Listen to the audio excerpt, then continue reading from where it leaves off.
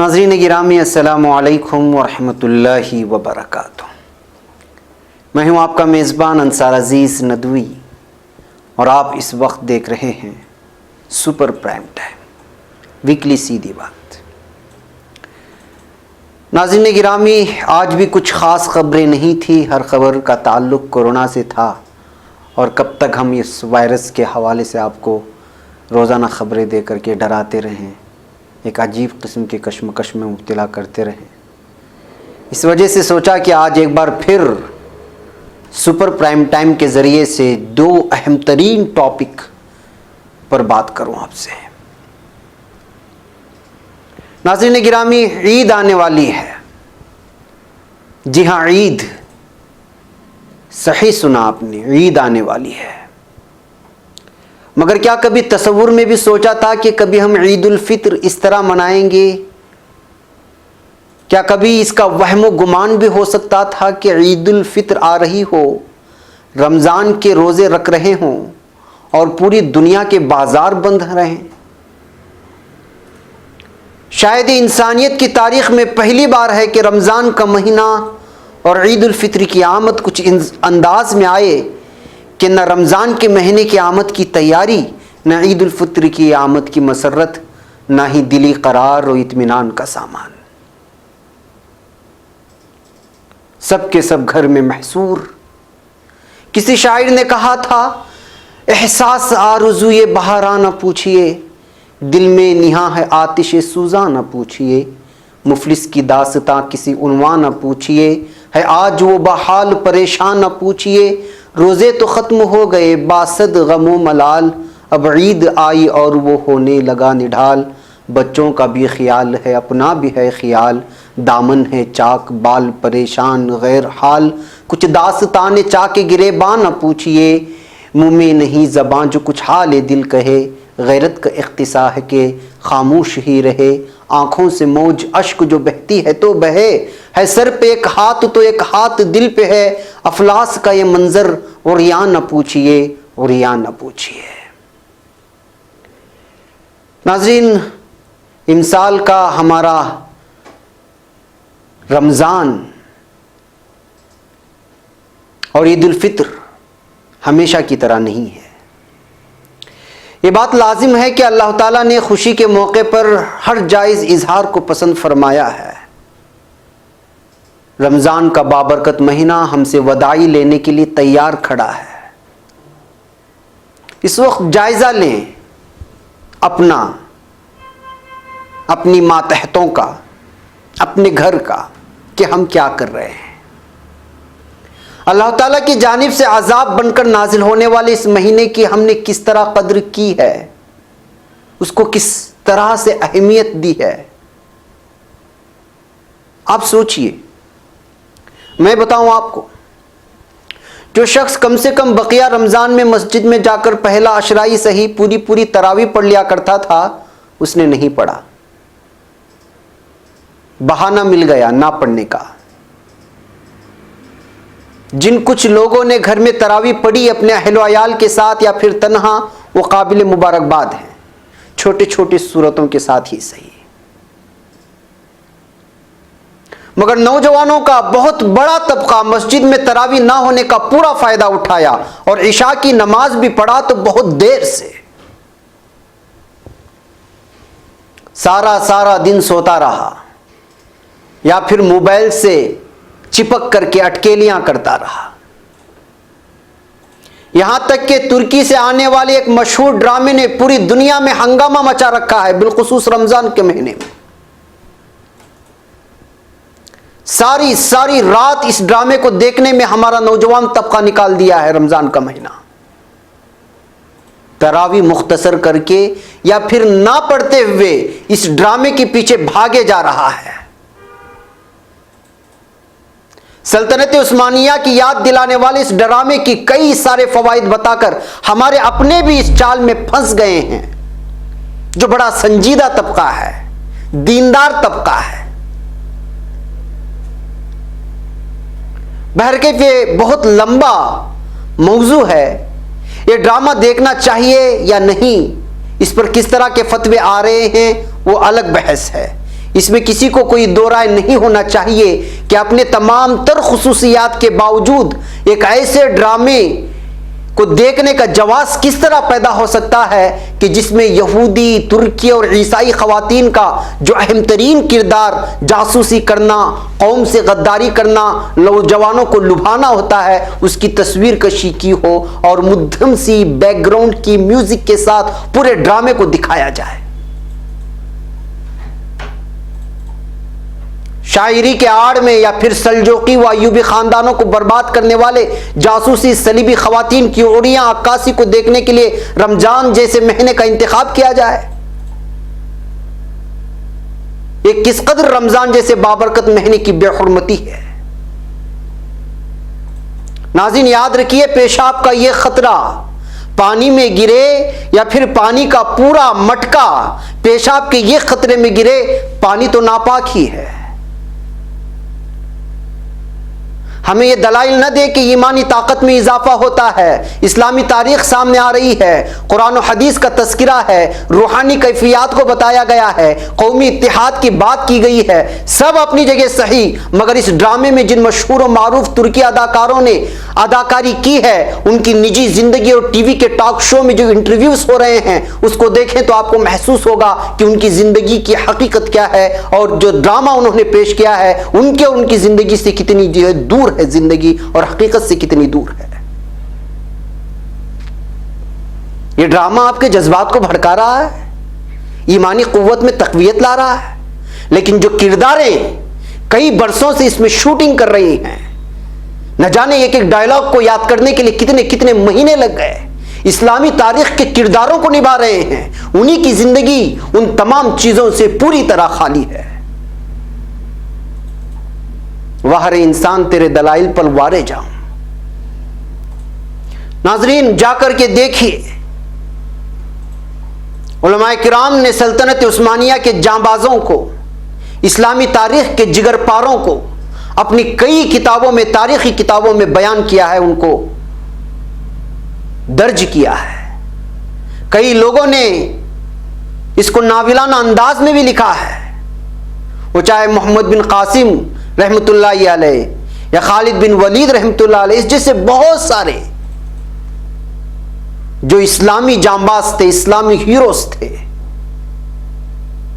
داستان ایمان فروشوں کی یا پھر تلوار ٹوٹ گئی، اسلامی تاریخ کی مختلف ناموں کی کتابیں ہوں یا صحابہ اکرام کی زندگی کی داستانیں یا اس جیسے بہت سارے ناول، کیا کبھی آپ نے اس کو پڑھنے کی جسارت کی، پڑھنے کی کوشش کی؟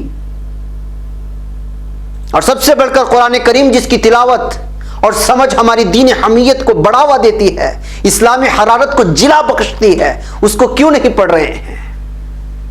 اس کو سمجھنے کی کوشش کیوں نہیں کر رہے ہیں؟ شیطان نے رمضان کی بربادی کے لیے خوبصورت ایمانی جذبات کے نام پر ایک کھلونا لا کر دے دیا، تو آپ اس سے اپنا دل بہلا رہے ہیں اور دلیل بھی دے رہے ہیں کہ ایمان تازہ ہو رہا ہے۔ اللہ کی پناہ، ہم اس قدر ایمان میں کمزور ہو سکتے ہیں؟ رمضان جیسے مہینے میں ٹائم پاس کے لیے ایمانی جذبات اور حمیت کو جلا بخشنے کا حوالہ دے کر ایک سیریل کے لیے اپنی تراویح، تسبیحات، تہجد، دعائیں اور سب سے بڑھ کر قرآن کی تلاوت کو قربان کر دیں؟ اللہ ہی ہمارا حامی و ناصر ہے۔ ناظرین کبھی کبھی ڈر سا لگنے لگتا ہے کہ وبا کے اس دور میں ہمارا نوجوان طبقہ اس قدر بے حس ہو چکا ہے اور رمضان جسے مہینے کی بے حرمتی کر رہا ہے، کہیں پوری قوم پر جو اس وقت کوارنٹائن میں ذہنی اذیتوں کا سامنا ہے، جگہ جگہ مسلمانوں پر جو حملے ہیں اور ایک متعصب قوم کی نفرت کے روزانہ شکار ہو رہے ہیں، تو کہیں انہی گناہوں کی نحوستوں کا نتیجہ تو نہیں؟ یہ سوال اپنے آپ سے آپ کو پوچھنا ہوگا۔ ہمارے نوجوان بھائی اور بہنیں ضرور اس پر سوچیں، کیونکہ قوموں کی تقدیر کو بدلنے کی ذمہ داری صرف اور صرف قوم کے نوجوانوں پر ہوتی ہے، اور یہ نوجوان بدمست دنیا کے نشے میں چور اندھیروں کے جانب بڑھتا ہوا چلا جا رہا ہے اور اسے پتہ بھی نہیں ہے کہ اس کی منزل کہاں ہے۔ جی ہاں ناظرین ایک چھوٹے سی بریک کی اجازت دیں۔ ناظرین استقبال ہے سیدھی بات میں۔ ناظرین ممکن ہے کہ جو ڈرامہ اس وقت سرخیوں میں ہے اس کے کئی سارے مثبت نتائج بھی نکلیں، اور میری یہ بات بہت سارے لوگوں کو کھلے گی، اور زیادہ امکان اس بات کا ہے کہ مجھے گالیاں بھی کمنٹس باکس میں پڑیں گی. اس بات سے انکار نہیں کیا جا سکتا کہ اس کے فوائد ہیں، کیونکہ اس سے صلیبی اور یہودی دنیا میں کھلبلی مچ گئی ہے، اور ہالی ووڈ کو جو فلمی دنیا میں خود کو فرعون سمجھتا تھا وہ زیر ہو گیا ہے. دنیوی اعتبار سے اس پر بحث کریں تو بہت طویل ہوگی اور میرے پاس بہت ہی زیادہ نالج ہے، مگر سیدھی بات تو سیدھی بات ہے کہ آپ اس کے دیکھنے کی تبلیغ کیوں کر سکتے ہیں؟ سوشل میڈیا میں ایک تحریر دیکھ کر میں حیران رہ گیا کہ باقاعدہ اس سیریل کو دیکھنے کے لیے رمضان کے مہینے میں آمادہ کیا جا رہا ہے. آپ موسیقی کو حرام نہیں سمجھتے؟ بے پردہ عورتوں کو جو بار بار دکھایا جا رہا ہے اس کو عار نہیں سمجھتے؟ اور جذباتی ہیجان کی کیفیت میں اضافے کا سبب نہیں سمجھتے؟ تو پھر یہ آپ کا مسئلہ ہے، مگر آپ دوسروں کو کیوں اکسا رہے ہیں؟ یہ کس قدر بے وقوفی، کم عقلی اور ایمان کی کمزوری ہے کہ ہمیں ایمان کی تازگی کو ایک سیریل میں تلاش کر رہے ہیں. اپنی ایمان کی تازگی افسوس ہے. بہرکیف ناظرین، رمضان میں ہم سے بہت ساری غلطیاں سرزد ہوئی ہیں. لاک ڈاؤن کی وجہ سے اس سال کی ہماری عبادتوں کی نوعیتیں کیا ہیں، کتنا اللہ کو راضی کیا، وہ سب خود اپنے گرہبان میں جھانک کر دیکھیں، آپ کو اندازہ ہو جائے گا. مجھے شاید اس کے بیان کی ضرورت بھی نہیں ہے.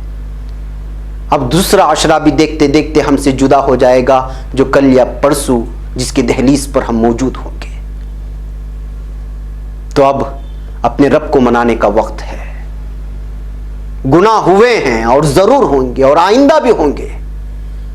مجھ جیسا سرفرا کھڑا ہو کر یہ دعویٰ کرے کہ مجھ سے گناہ نہیں ہوتا تو کیا آپ مان لو گے اس بات کو؟ ایسی صورت میں میں بھی بڑا جھوٹا اور اس کو ماننے والا بھی بڑا جھوٹا یا بے وقوف ہوگا.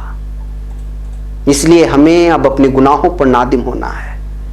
رمضان کی اس مہینے میں جو بھول ہوئے ہیں اس کا تذکرہ کرے، اللہ سے معافی مانگ کر آنسوؤں کا نذرانہ اللہ کے سامنے پیش کر کے روٹے ہوئے رب کو منانا ہے. جتنا ممکن ہو سکے اس مہینے کو قیمتی بنانا ہے. وہ لوگ جو کوارنٹائن میں ہیں ان کی مشکلات کو سامنے لائیے، پھر سوچئے کہ اللہ نے آپ کو اپنے گھروں میں رکھا ہے، صحت مند رکھا ہے، مشکلات میں نہیں ڈالا. اللہ کا شکر بجا لائیے. جو لوگ کوارنٹائن میں ہیں یا جن کی رپورٹ پازیٹیو آئی ہے ان کو گھبرانے کی کوئی ضرورت نہیں ہے.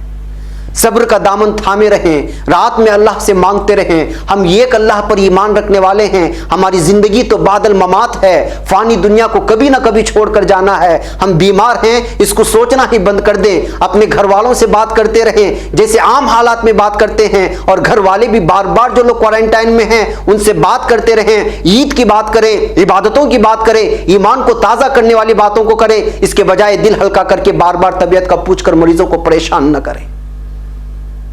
ان کو ایسا محسوس ہونے دیں کہ آپ ان کے قریب ہیں، بہت ہی قریب ہیں، جیسے عام دنوں میں ہوتے ہیں، اور ان کے لیے فکر مند ہیں. فکر مندی کا اظہار بے بسی کے ساتھ نہیں، اللہ پر پورے توکل کے ساتھ کریں. ناظرین، مجھے خبریں مل رہی ہیں جو لوگ کوارنٹائن میں ہیں وہ بہت ہی زیادہ مایوسی کا شکار ہو رہے ہیں. ایسا نہیں ہونا چاہیے. نا امیدی کفر ہے. اللہ سے امید لگانا چاہیے، اور ہمارے پاس سب سے بڑا ہتھیار دعا ہے، اور پھر اللہ تعالیٰ نے تحفے میں رمضان بھی دیا ہے. ناظرین، آئیے اب عید کی بات کرتے ہیں. جی ہاں، عید ہم امسال منائیں گے، مگر ہر سال کی طرح نہیں. اس سال کی ہماری عید دنیا بھر کی ان تمام پریشان حال اور اس دنیا سے رخصت ہو جانے والوں کے نام جو کچھ مہینے پہلے ہمارے ساتھ تھے مگر اب نہیں ہیں. یہ وبا عالمی وبا ہے. نہ جانے کتنوں نے اپنوں کو کھویا، نہ جانے کتنی خواتین نے اپنے شوہروں کو کھو کر بیوہ ہو گئی، نہ جانے کتنی ماؤں نے اپنے لخت جگر کو کھو دیا، نہ جانے کتنے بچے یتیم ہوئے، کتنی خواتین بیوہ اور بے سہارا ہو گئی، کتنی بہنوں نے اپنے بھائیوں کو کھو دیا، اور کتنے بھائیوں نے اپنی بہنوں کو کھو دیا. کتنے گھر اجڑ گئے, کتنے مزدور ہیں جو بھوکے راستوں پر بھٹک رہے ہیں, سفر کے لیے ترس رہے ہیں مگر سواری نہیں ہے, اپنوں سے ملنا چاہتے ہیں مگر کوئی ذریعہ نہیں ہے, بھوکے پیاسے ہزاروں میلوں کا سفر کر کے لوگ جان دے رہے ہیں اپنوں کی ایک جھلک دیکھنے کے لیے, مہینوں مہینے خالی پیر تپتی ہوئی دھوپ چل رہے ہیں, کوئی ٹرک کے نیچے آ کر مزدور اور بے بس جان دے رہا ہے, کہیں ٹرین ان غریب مزدوروں کو رونتے ہوئے چلی جا رہی ہے, اور کہیں غریبوں پر پولیس ظالم بن کر نازل ہو رہی ہے, کہیں گنڈے تناتے پھر رہے ہیں, ہر طرف ظالموں کا راج ہے ایسا محسوس ہوتا ہے, لٹیروں کا بسیرا ہے ایسا محسوس ہوتا ہے, لاکھوں غریب بے یار و مددگار, بے روزگار, کام نہ ہونے کی وجہ سے رکشہ چلانے والے, ٹھیلا رکھنے والے, روزینہ مزدوری کرنے والے, گھر کا کام کرنے والے, ہر طبقے کا انسان آج پریشان ہے اور بھوک سے بلک رہا ہے. ایسے میں آپ لوگ اور بالخصوص میری مائیں اور بہنیں بازاروں کی رونق بن کر رمضان کی شاپنگ کے نام سے کیا غریبوں کا مذاق اڑائیں گے؟ کیا یہ اللہ کی دی گئی نعمتوں پر غرور, انا اور تکبر نہیں کہلائے گا؟ کیا ان لاچار, بے بس, مفلس, مجبور, مظلوم لوگوں کے ساتھ ایک ٹھٹا نہیں ہوگا؟ نہیں, ہم اس سال اپنی عید کی خوشیاں پوری دنیا کے مظلوم و مجبور و مزدور, مفلس, مہاجرین, بے کس اور بے بس لوگوں کے نام کر دیں گے. اس بار ہم عید ضرور منائیں گے مگر وہی سادے کپڑوں کے ساتھ, سویاں بھی پکائیں گے, کھائیں گے مگر پوری سادگی کے ساتھ. ہم شاپنگ بھی کریں گے مگر عید الفطر کے لیے نہیں, عید بلکہ بقرعید کے لیے. اللہ رب العزت نے حالات سازگار بنائے اور پھر اس وبا کو اٹھا لیا تو ہم ضرور عید کی خوشیاں پوری دنیا کے ساتھ بانٹیں گے. ہم کوارنٹائن میں رہ رہے ہمارے ہزاروں بھائی بہنوں کے لیے بھی دعا کریں گے کہ وہ صحت یاب ہو کر اپنے اہل خانہ کے پاس لوٹ آئیں. جی ہاں ناظرین, ہم بندے ہیں اور ہماری سننے والا بڑا رحمان و رحیم, ستار و غفار, رازق و رزاق اور گناہوں کو بخشنے والا ہے. چلیے عید مناتے ہیں مگر پوری سادگی کے ساتھ. کسی نے کیا خوب کہا ہے کہ خوشیوں کی شام اور یادوں کا یہ سما, اپنی پلکوں پر ہرگز ستارے نہ لائیں گے, رکھنا سنبھال کر چند خوشیاں میرے لیے, میں لوٹ آؤں گا تو پھر عید منائیں گے. والسلام علیکم ورحمۃ اللہ وبرکاتہ.